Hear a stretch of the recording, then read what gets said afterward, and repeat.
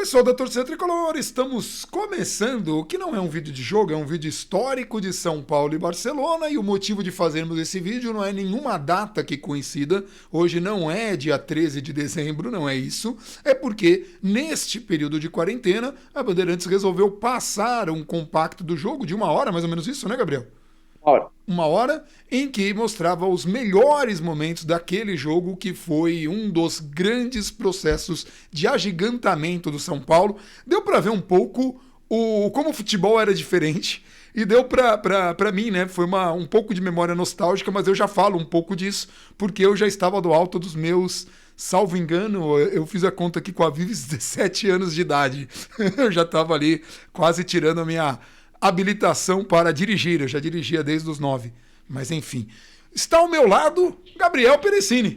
E é. aí, o que você achou de ver ou rever o jogo? Eu sei que você já viu a íntegra desse jogo, mas você não tinha nascido ainda, né? Não, ainda não era nascido, né? Eu iria nascer pouquinho mais de 4 meses depois, mas eu achei que hoje ia passar o jogo completo, né? Porque até por hoje ser aniversário de morte do Luciano do Vale, né? Faz 6 anos que o Luciano do Vale, que narrou aquele jogo pela Bandeirantes, faleceu. Você falou Mas 6 anos? seis, meia dúzia. Foi 2014, se eu não estou enganado. Então, Dá uma conferida nisso, porque, nossa, eu achei que fazia muito mais tempo que ele tivesse morrido. Mas bom, pode não, ser. Foi 2014, eu lembro até do Minuto de Silêncio que teve no Morumbi, foi um Minuto de Silêncio bem respeitoso, depois tiveram alguns aplausos, né, ele estava escalado para narrar um jogo, acho que do Corinthians, em Minas Gerais, alguma coisa assim, e ele narrou aquele jogo, ele era um grande ícone, né, de narração, de vários esportes, e ele teve presente naquela final, faz parte de uma das narrações marcantes do gol do Raí, né? E aquele jogo ele é absolutamente fantástico, né? Foi a primeira vez que eu vi, ainda que tenha sido compacto, foi acho que 30 minutos por tempo, né? Eles tiraram aí entre apresentações, show do intervalo, né? Uma aspas aí que eles tiraram uns 2, 3 minutos para quase isso. Deu meia hora por tempo. E foi a primeira vez que eu vi comentando o jogo com alguns amigos, né? Alguns que na época tinham 1, 2 anos, ou também não eram nascidos, e alguns que acompanharam, tem mais ou menos a sua idade aí, acompanharam ao vivo na época, né? E eu acho que a única coisa que eu queria abrir falando, até para aproveitar o que você falou do quanto o futebol era diferente naquela época, mas impressiona muito o quanto aquele jogo, mas especificamente aquele time do Tele, cara, com eu acho que para pegar jogo de 30 anos atrás, é impressionante como aquele time provavelmente jogaria hoje, pensando exclusivamente em termos de estratégia de jogo, em termos de marcação, em De termos entrega, né? Porque às vezes você faz isso, né? Você pega um jogador que jogava há 30 anos, você fala, será que esse cara jogava hoje, né? Uma vez fizeram uma discussão dessa no colégio, no escritório, onde eu trabalho. Que colégio, enfim. E o pessoal falou, o Pelé não jogaria nos dias de hoje. E eu pensei, o Pelé é um dos poucos jogadores que jogaria nos dias de hoje. Muitos jogadores, se não se adaptassem, não jogaria. Mas o São Paulo, com aquela disposição, com aquela Não, com a capacidade estrutura de física. jogo mesmo. Exato, até com a estrutura de jogo mesmo. O São Paulo, depois que sai perdendo, esse lance esteve no compacto, o São Paulo rouba uma bola, na verdade perde uma bola na área do Barcelona, e imediatamente no momento que perde a bola, os jogadores todos pressionam o time do Barcelona para recuperar a bola. O São Paulo recupera a bola na grande área, quase, ou ali na risca da grande área, e o Cafu emenda um chute de fora da área que o Zubizarreta foi para escanteio. Então tem isso, e no fim do primeiro tempo tem outro lance que o Barcelona ganha a bola dentro da área, o São Paulo faz uma pressão absurda no Barcelona, dentro da própria área do Barcelona. É um negócio muito louco de ver, e O, de o você olhar. Miller, o Miller, que já era um craque, já era, porque sempre foi craque, mas já tinha um reconhecimento pela capacidade dele jogar bola. Você vê ele pressionar os atacantes adversários como se fosse. Porque assim, tem alguns atacantes que não se dão muito a esse trabalho, né? Que não são tão combativos. Mas o Miller tornou um inferno a vida do Ferrer, não só quando ele estava com a bola, mas quando o Barcelona ia sair jogando, porque lá estava o São Paulo marcando e até.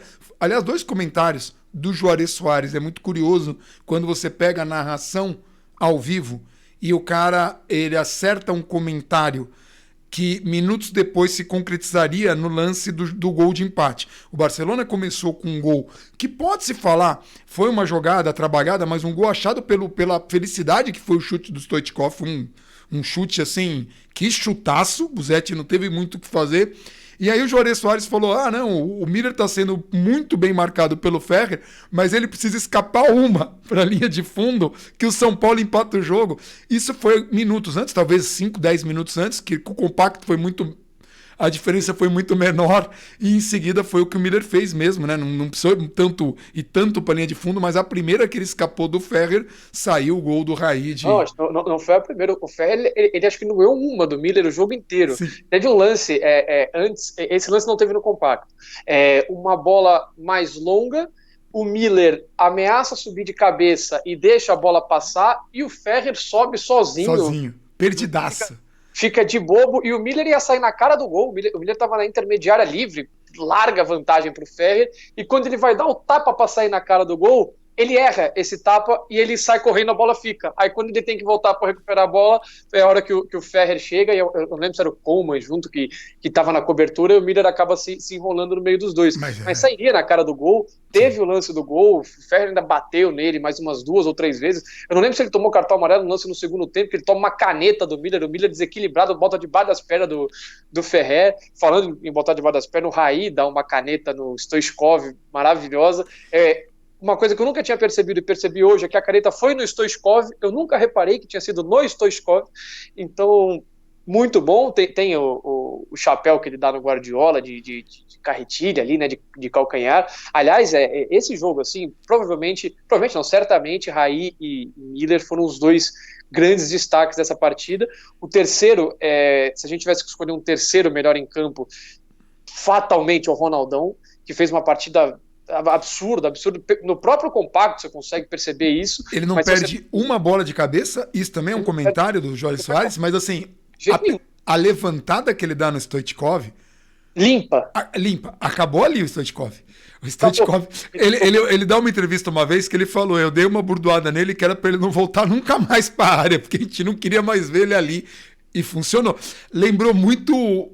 que aí, no caso do Lugano, não foi para intimidar. O Lugano foi uma necessidade. Mas o Lugano, quando ele faz a falta no Mundial de 2005, foi por uma necessidade. E o Lugano mesmo fala... Na região do campo do Ronaldão com o Stoichkov. Foi na mesmíssima região do campo.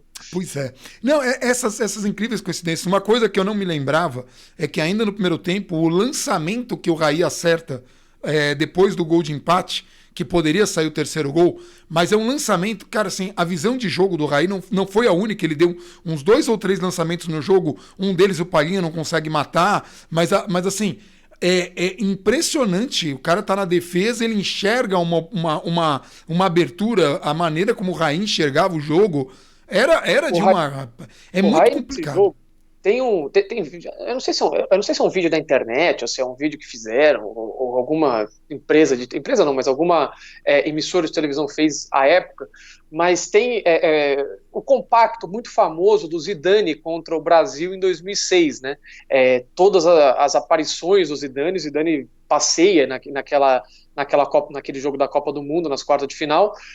E se você pegar um compacto, o Raí deve ter, não é possível que ninguém nunca tenha feito isso, mas se você pegar todas as participações do Raí naquele jogo, cara, ele dá chapéu de carretilha no Guardiola, ele dá a caneta no Stoichkov, que vira um ataque perigosíssimo do São Paulo, ele dá a caneta na lateral da área, cruza, o Palhinha não consegue dominar ali na marca do pênalti, uma frente da marca do pênalti, ele dá 2 ou 3 lançamentos para deixar jogadores em condições belíssimas. Num dele, o Miller arranca pela esquerda, tenta devolver para o Raí, a bola passa um pouquinho na frente do Raí, sobra para o Cafu lá do outro lado, e o Zubizarreta abafa.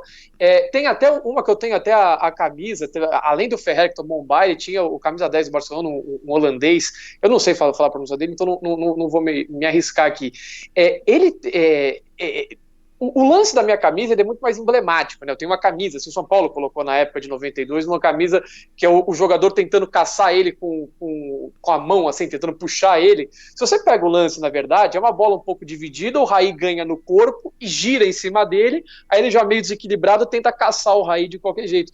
Mas você vai pegando esses lances, o próprio Guardiola tem 2 lances que o Raí dá só um tapinha assim na bola, ele recebe a bola, ele dá um tapinho, o Guardiola dá quebrada no Guardiola tão grande em 2 lances, no primeiro e no segundo tempo, os 2 na região do meio do campo, que é um espetáculo, assim, a atuação do Raí naquele dia é um negócio assim é absolutamente maravilhoso. Todas as participações do Raí naquele jogo são simplesmente fantásticas. E o Raí era um termômetro do São Paulo dessa época. Quando o Raí não conseguia jogar um grande futebol, isso eu falando de Campeonato Brasileiro, de outros campeonatos desse período, o pessoal falava que o Raí era o termômetro do time. Se ele não conseguia desempenhar um grande futebol, era muito difícil parar o Raí. Mas tinha jogo que ele não estava tão bem. O resto do time não correspondia, mesmo tendo craques. O cara ele realmente fazia aquela condução, né? E nesse jogo ele entendeu a importância. E aí tem algumas coisas que aí eu vou puxar também de memória, né? Esse jogo foi muito curioso, porque tinha uma expectativa muito grande, e aí eu vou pegar de memória, mas também vou pegar de relatos de pessoas na época. Quando o São Paulo chegou lá à delegação, o pessoal falava que até a diferença de material esportivo era visível.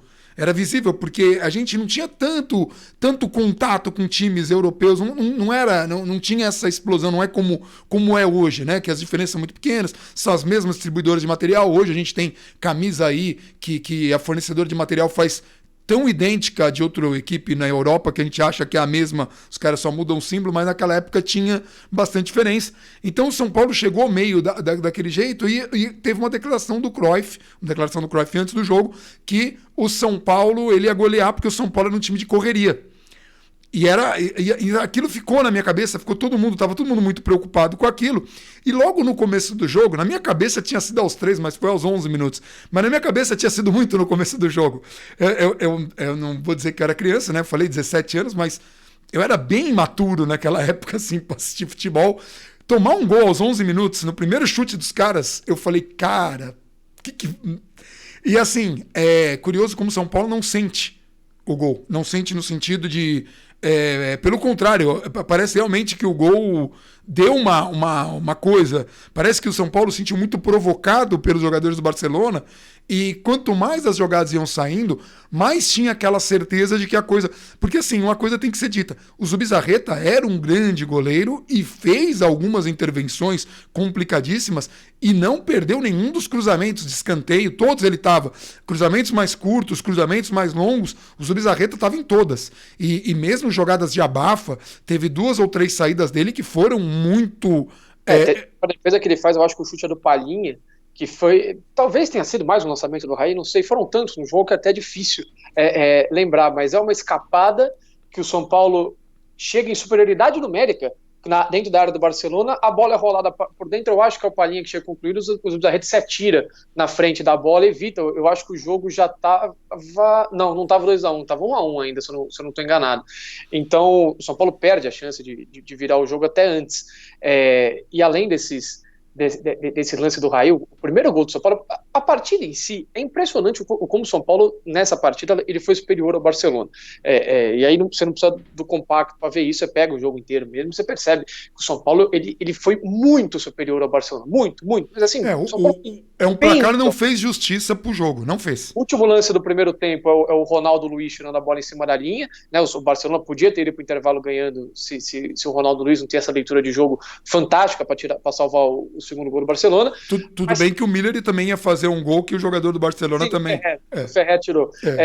Mas assim, porque foi o último lance do primeiro tempo. Seria tão injusto o São Paulo ir para aquele intervalo perdendo, como seria muito injusto o São Paulo não terminar o jogo tendo essa vitória, tendo esse título, mas o primeiro gol do São Paulo, né, a gente falou um pouco do quanto o time do Tele poderia ter, e tem alguns aspectos de muito atuais. Você pega o Pintado, por exemplo, além dos lançamentos, né, que naquela época era um pouco mais comum, a bola direta, né, vertical, você pegava o Pintado tentando fazer lançamentos para a ponta, como se fosse um meio-campista do time de hoje. E o Pintado, a gente sabe que não era nenhum jogador ultra técnico, não era não era dos mais técnicos daquele time. Ele tenta fazer esse tipo de lance. Você tem vários lances em que o Ronaldão ou o Adilson levam um pouco a bola e buscam direto o passe ou para o Raí ou para o Palhinha, tentando sair da bola direto da defesa para o jogador do meio de campo. E o primeiro gol, o São Paulo troca passes de maneira espetacular, inversões de jogo, um negócio lindo, lindo. E que chega no momento do gol, a jogada começa com um Palhinha, e aí é um outro aspecto do quanto aquele time do Tele muitas vezes estava na frente, né? Porque o Palhinha, em teoria, era para ser o cara mais avançado. Só que não era. Ficava o Cafu de um lado, o Miller do outro, e o Palhinha ele jogava quase que junto com o Raí, e eles se alternavam muito bem. E esse primeiro gol ele é um exemplo muito grande disso. Na hora que o Palhinha recebe a bola, o Raí já está à frente dele, e o Palhinha veio buscar o jogo no meio de campo. E o Raí, lá na ponta direita, ou mais pela direita, o Palhinha pega a bola, abre para o Miller e corre em direção à área. Enquanto o Miller está fazendo a jogada pela esquerda, o Palhinha vai para a área também, o Raí vai para a área, e eles cruzam de uma maneira tão bonita, cara. Mas é tão lindo aquele gol. É orgânico, né? Muito orgânica, né? É maravilhoso, cara. É um time extremamente entrosado, era um time que não tinha um homem fixo, e era o Raí infiltrando, era o Palhinha infiltrando, e eles trocam de posição bem na hora que o Miller dá o drible e cruza, e o Raí se antecipa para complementar de barriga. Então, se você repara isso tudo na hora do gol, desde a troca de passe, São Paulo ganhando a bola, é um gol, para entrar assim, na história do clube, um dos gols mais bonitos que o São Paulo já fez, é lindíssimo, coletivamente falando, né? E o que é mais legal nesse jogo, apesar de São Paulo ter tido outras oportunidades, foi um gol numa jogada construída para mostrar como que era a dinâmica e é isso. Se você faz uma leitura apurada, você vê todo o São Paulo funcionando e como o São Paulo pensava, você consegue resumir como o São Paulo atuava. E um gol de bola parada para mostrar como aquele time ensaiava, porque isso era uma coisa muito Tele Santana, tanto que assim, e aí essa que é a parte que eu vou puxar de memória, eu estava assistindo na sala. O Raí era completo também. Hã? E para mostrar como o Raí era completo também, que impressionante. Não, impressionante. O momento em que eles ajeitam a bola, eu tinha algumas superstições da época, e uma delas era escutar o José Silvério quando a coisa apertava muito. Então eu estava escutando pela Bandeirantes. Salvo engano, José Silvério fala quem sabe o pé mágico de Raí. Se não foi José Silvério, foi meu pai, porque chegou um ponto no jogo que eu tava com um fone de ouvido para escutar o José Silvério no rádio, eu tava vendo a televisão com a narração do Luciano do Vale e tava escutando meu pai. E tinha um ouvido pro meu pai e pro Luciano do Vale. Eu só tenho 2 ouvidos. Eu tive que dividir 2 porque um tava com fone. E aí, e fone não era fone intra-auricular, então era aqueles fones que você colocava assim, né? E aí, quando eu não sei se meu pai falou o Raí podia acertar essa bola ou se o Raí falou pé mágico, o José Silvério. Alguém falou alguma coisa, teria que ir atrás agora para saber. Mas na hora que sai o gol, que o Raí toca, o Cafu para, o Raí chuta e a bola entra. É curioso falar isso, porque eu já tinha visto muitos títulos do São Paulo, muitos mesmo, né? Muitos. Aliás, a gente precisa fazer um vídeo sobre esses momentos históricos com o Alê, que vai ser uma contribuição. De repente, a gente faz uma live com o Alê em algum dia, um fim de semana, tranquilo, para falar dos mundiais, de um modo geral. Mas eu lembro que o tempo parou, porque aquele gol era diferente, cara. Era diferente fazer um gol num Barcelona, era diferente fazer um gol no Mundial de Clubes. Era uma coisa que a gente estava esperando, eu estava esperando, desde a geração do Careca. Quando o Careca fez o gol no Brasileiro, a gente já falava do projeto Tóquio, que o objetivo era Tóquio, que tinha que ganhar a Libertadores. Toda aquela obsessão, é óbvio que foi com o Zete pegando o pênalti, né? Do Gamboa, tudo bem. Mas aquele gol foi tipo a coroa final que faltava, né? O tempo parou, né? Porque eu nunca tinha comemorado um gol de Mundial de virada de jogo, até porque nunca tinha tido nenhum. Não tinha tido nenhuma virada de jogo nos Mundiais naquele formato.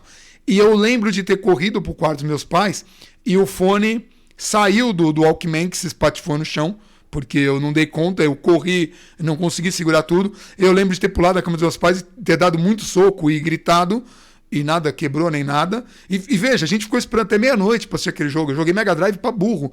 Eu queria lembrar o nome do joguinho que eu jogava naquele dia. Foi 3 da manhã, não foi? Não foi um negócio desse? Não, acho que começou meia-noite.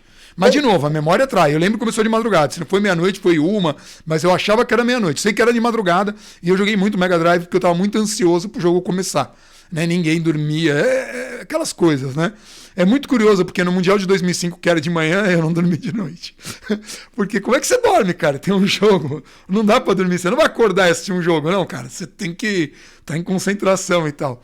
E aí é curioso, porque até hoje eu tenho como sinônimo de felicidade o sorriso que o Tele abre no momento em que ele vai, porque o Raí sai para comemorar, um monte de gente pensa que é futebol americano e tenta derrubar ele para ele não fazer o touchdown, e ele aponta pro Tele e o Tele levanta com...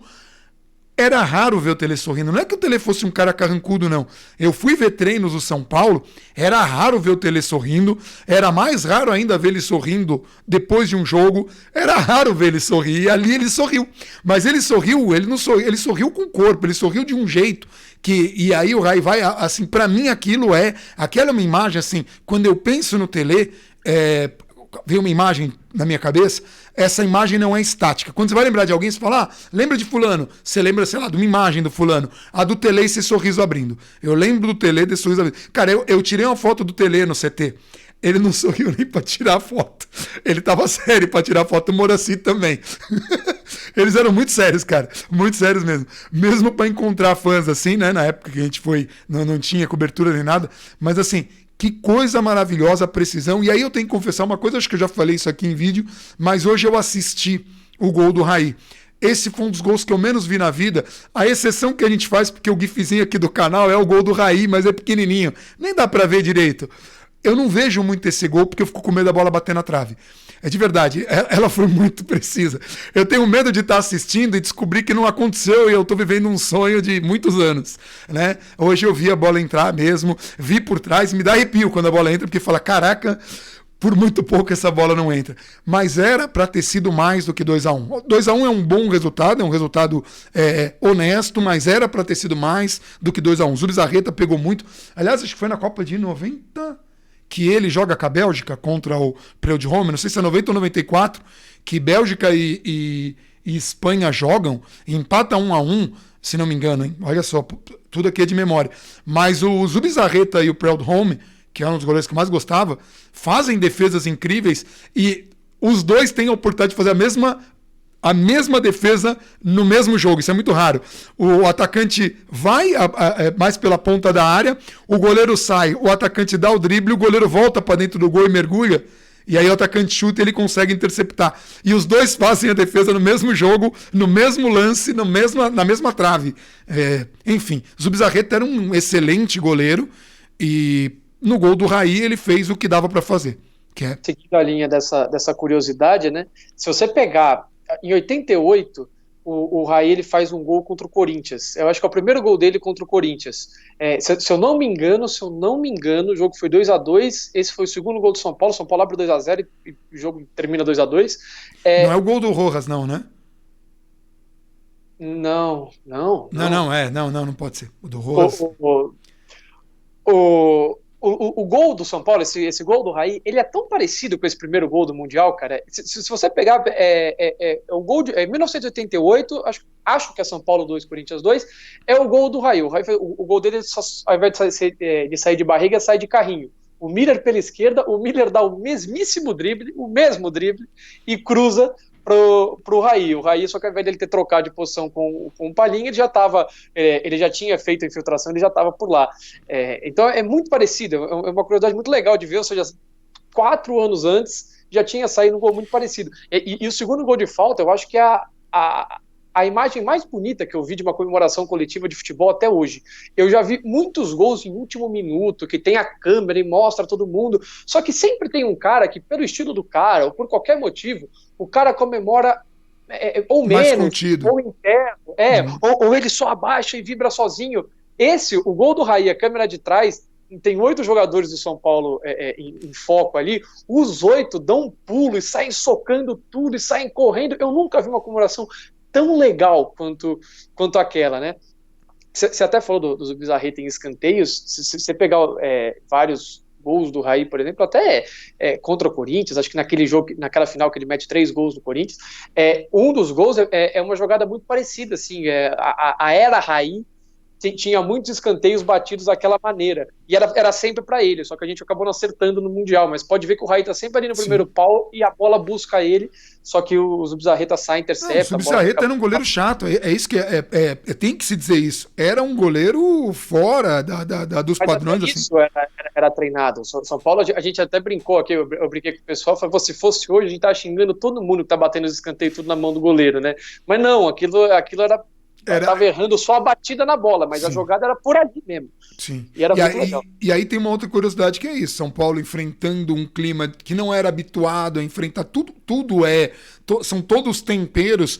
De novo, era a primeira vez, assim, em muitos anos que um time brasileiro não ia fazer uma final de Mundial. Então, era tudo muito diferente, mas o São Paulo tinha uma estrutura e preocupações que foi perdendo nesses últimos anos e que a gente espera que retome agora, né? A gente vai ver depois a quarentena, essa quarentena toda vai ajudar a ver o quanto o São Paulo vai conseguir se restabelecer, mas quem sabe aí o São Paulo consiga encontrar um pouco desse caminho, ver um pouco dessa história, ver onde estavam os acertos, a preparação física, o quanto ela é importante, principalmente São Paulo de hoje, né? Para quem está assistindo esse vídeo, né, nesse momento que a gente está gravando, hoje o São Paulo tem um técnico que exige do elenco uma preparação daquele tipo. Um elenco que corre o tempo todo, todos os jogadores se entregam. E eu falei exatamente isso do Miller, porque um jogador precisa ter esse tipo de entrega se quer jogar numa equipe grande. Isso é o tipo de pensamento que eu tenho. A partir do momento que a gente aceita um jogador que entrega menos do que esse tipo de esforço, a gente está falando do Miller. O Miller, até o momento em que ele pôde jogar nesse estilo, ele sempre pressionou atacantes, disputou bolas como se não houvesse amanhã e era um atacante de muita qualidade. A gente não pode falar assim, esse atacante ele é muito bom, mas ele não tem que marcar muito. Não, ele tem que marcar muito.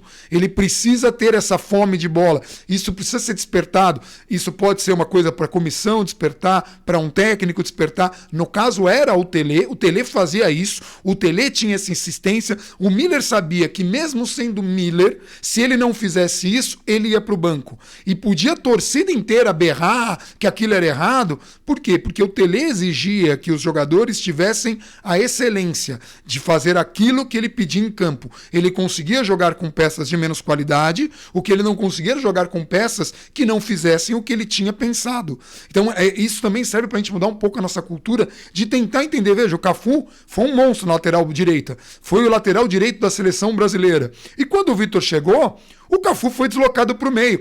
Mas ele é lateral da seleção. Dane-se a seleção. Eu sou o Tele Santana e o que eu preciso aqui agora é que ele jogue no meio e que jogue o Vitor na lateral.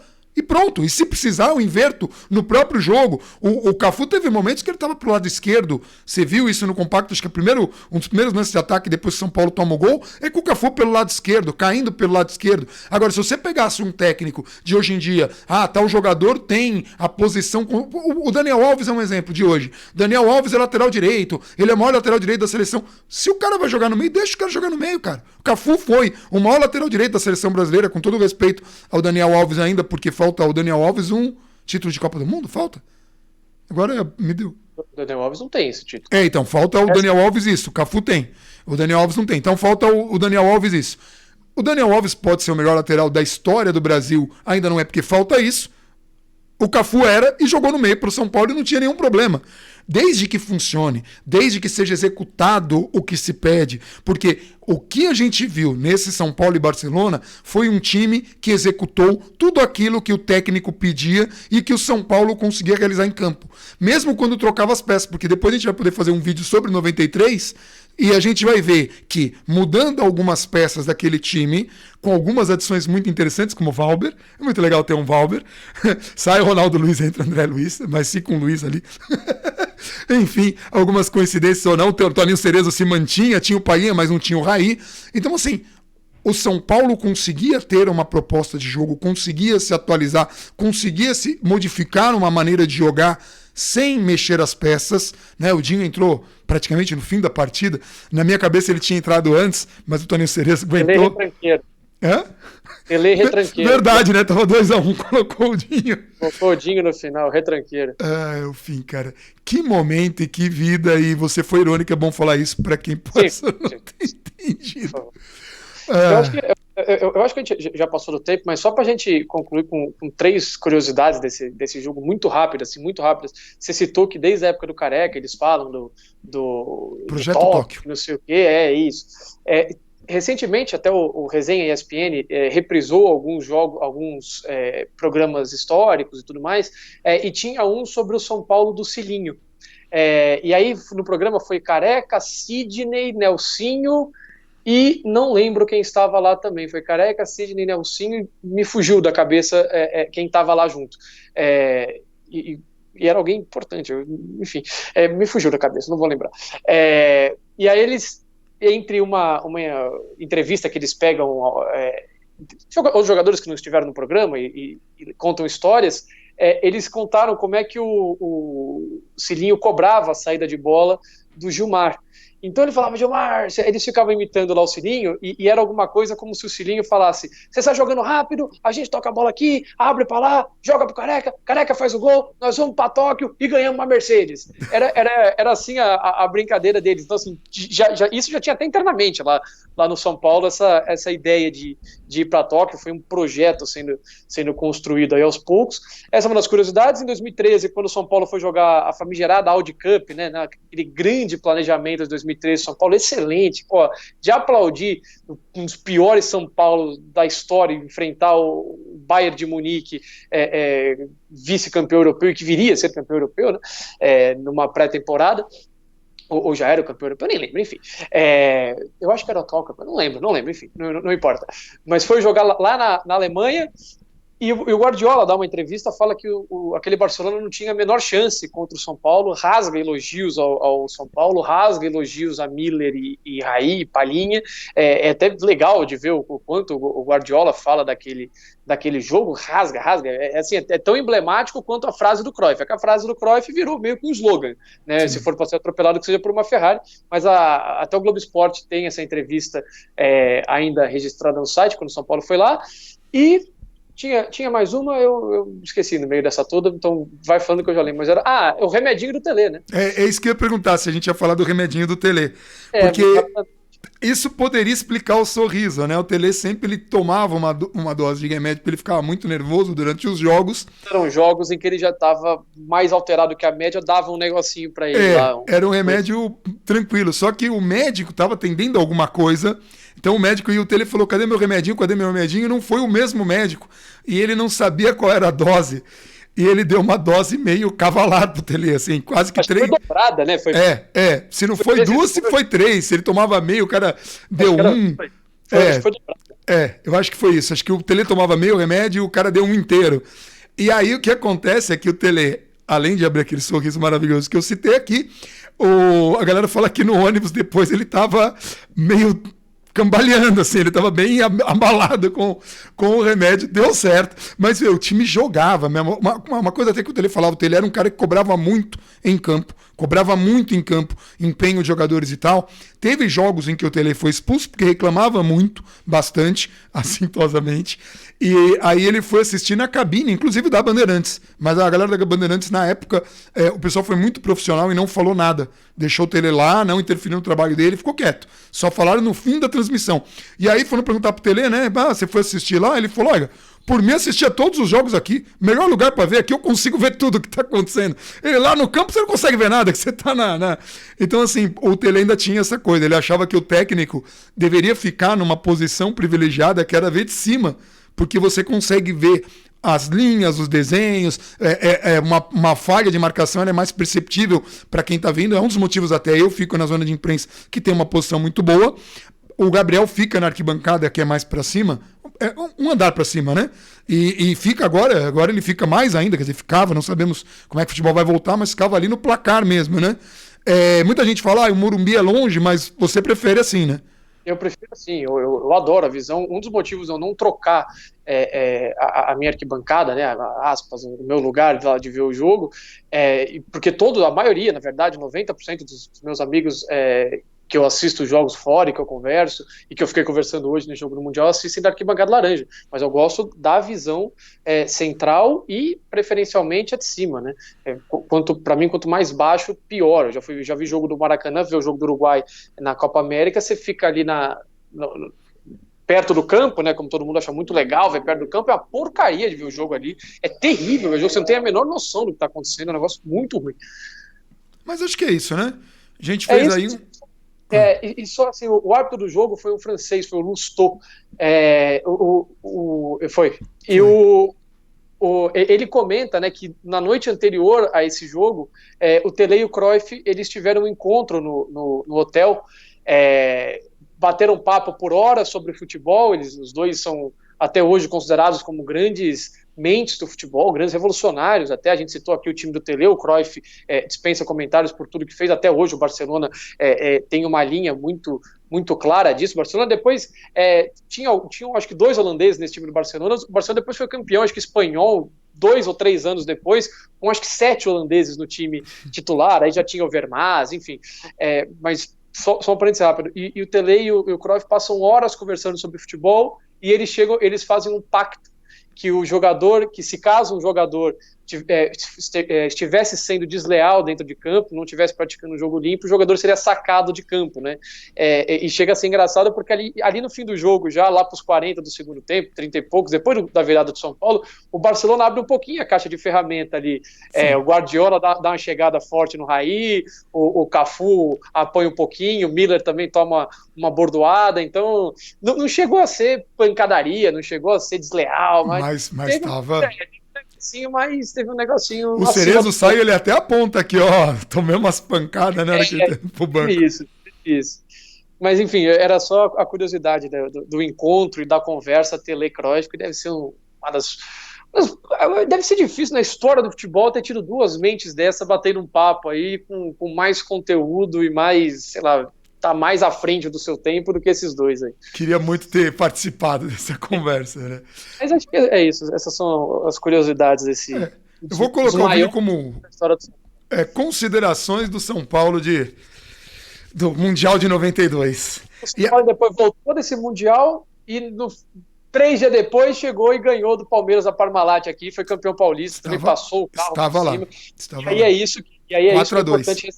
Exato, e é isso que é importante a gente ressaltar, contextos de 30 anos atrás, hoje em dia é um negócio impensável.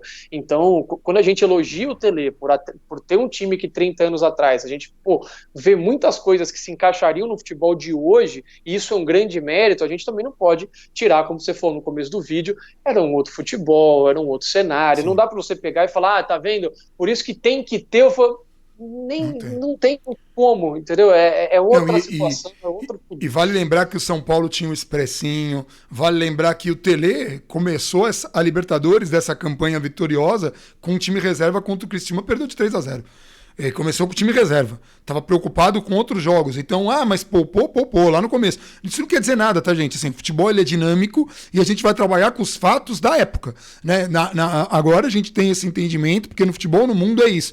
Os jogadores precisam ter um tempo de preparação, num período de pausa. Quer dizer, a gente vai ter esse período de pausa, a gente vai ter que ver como vai voltar o futebol. Enfim, mas isso é assunto para a live de terça, que vai ser na quarta. A gente vai ter alguns ajustes para fazer. Aparentemente, o problema do áudio a gente resolveu, que era um codec, uma atualização de codec. Depois eu preciso agradecer um dos nossos seguidores que tinha colocado isso. Já tinha aparecido na minha pesquisa, mas eu atualizei o codec. Na quarta-feira a gente agradece ele. Na quarta-feira. Isso, na quarta-feira a gente agradece ele. Depois que é uma brincadeira, porque a gente não lembra o nome. Mas é isso. Esse vídeo ficou enorme, né? Mas é isso aí. 39 minutos. Legal. Quanto? Vai para 39 agora. Muito legal, 40 minutos de vídeo. Mas tudo bem, mas é um vídeo bacana. Foi quase o tempo do compacto aí do jogo. É isso. Então tá bom, galera, é isso. Enfim, como é bom reviver um time, quando esse time tem história, um clube que tem história, e uma história bonita como foi esse jogo, que o São Paulo conseguiu mostrar que naquele momento, independente se não queiram chamar, agora é chamar de Mundial pela FIFA oficial e tal, mas se a FIFA não chamasse... FIFA falha, é mundial. É mundial. Mas mesmo que não fosse, o melhor time do planeta foi coroado nesse jogo, São Paulo e Barcelona, e o melhor time do planeta em 92 era o São Paulo Futebol Clube, reconhecido pelo planeta inteiro, em todas as partes, em todos os continentes e nesta galáxia. Tá bom? É isso. Um abração para todo mundo e vamos São Paulo.